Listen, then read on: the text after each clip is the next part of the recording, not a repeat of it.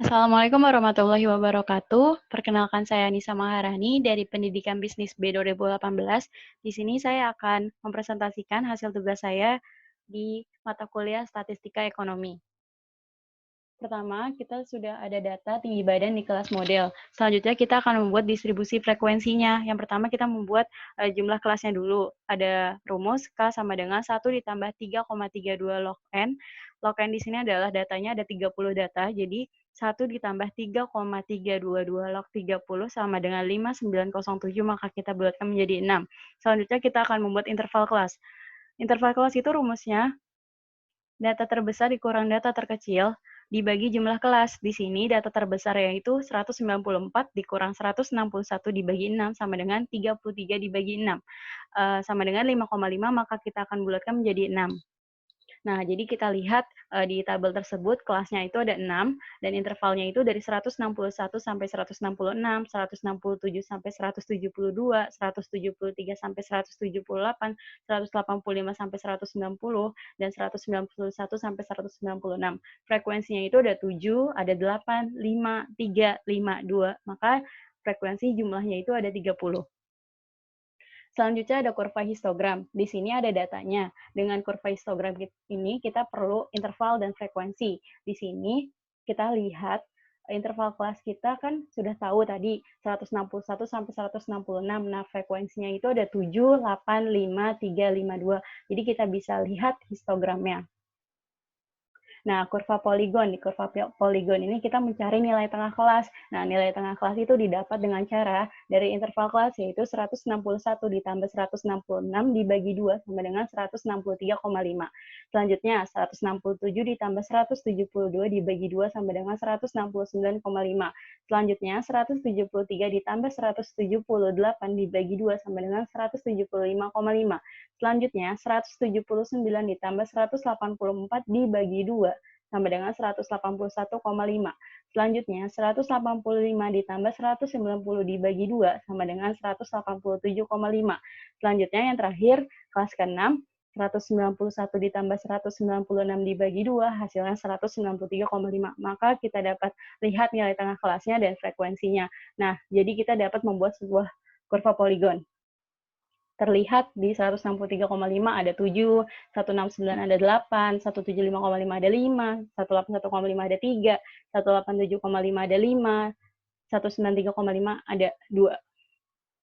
Selanjutnya ada kurva Ogif. Di sini itu kita menentukan kelas bawah dikurangi 0,5. Kelas bawahnya kita lihat dari intervalnya ya. Jadi 161 dikurang 0,5 sama dengan 160,5. 167 dikurang 0,5 sama dengan 166,5.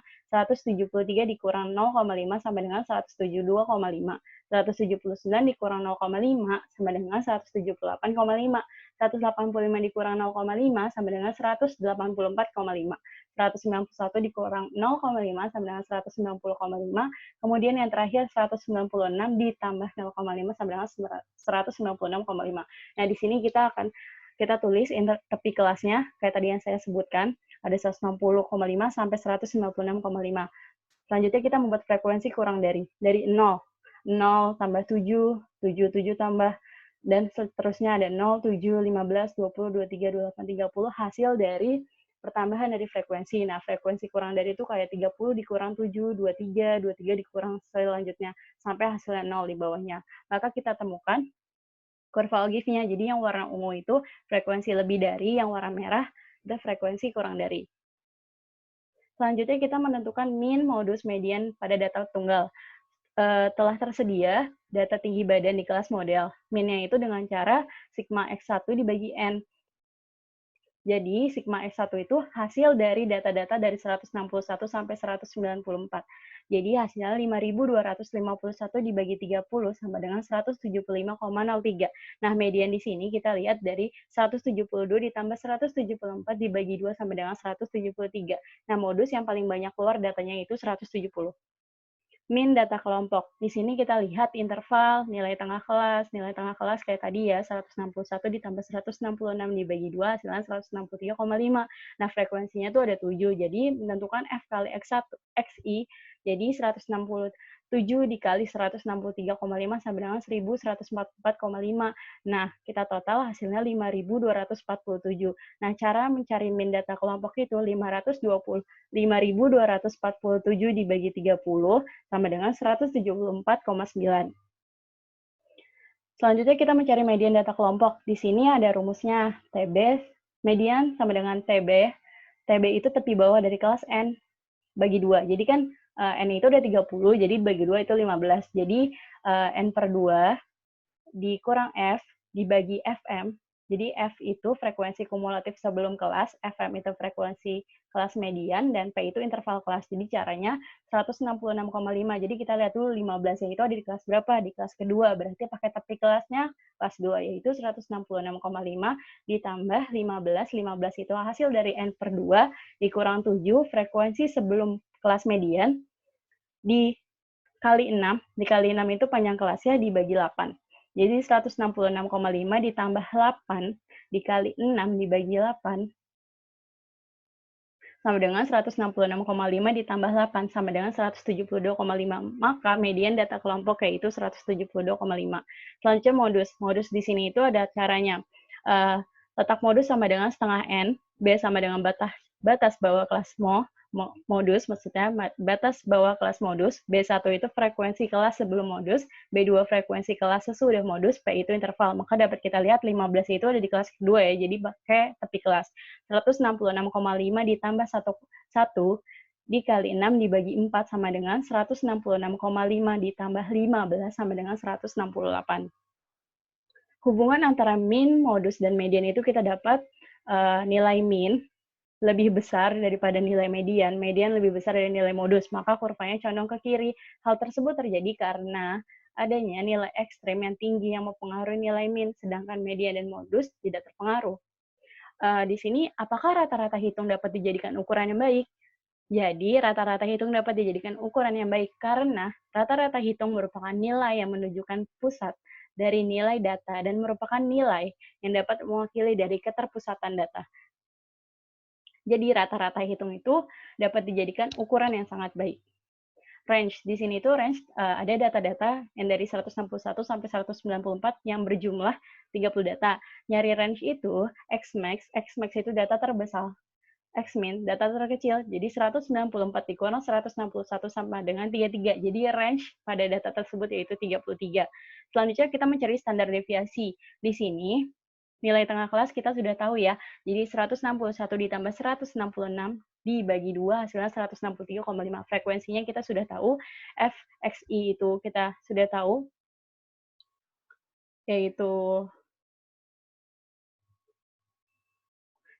F kali 7 dikali 163,5. FXI-nya itu 1104,5.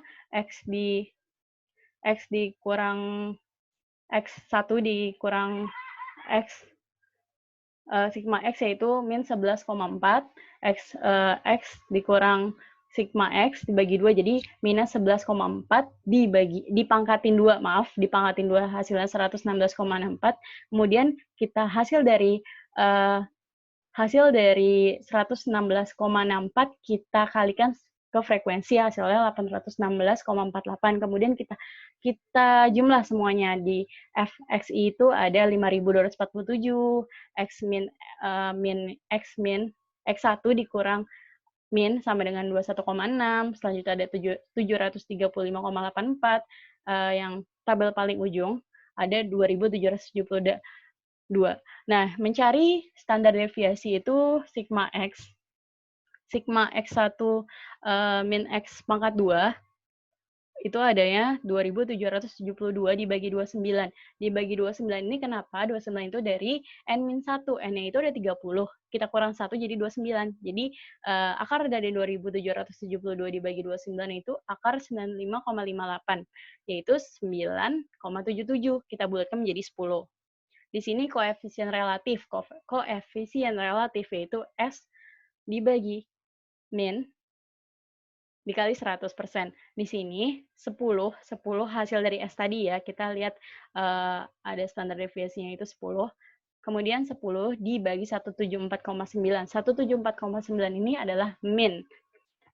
dikali 100 jadi 5,71%. Sekian dari saya, kurang lebihnya mohon maaf. Wabillahi taufiq wal hidayah. Wassalamualaikum warahmatullahi wabarakatuh. Semoga bermanfaat ya.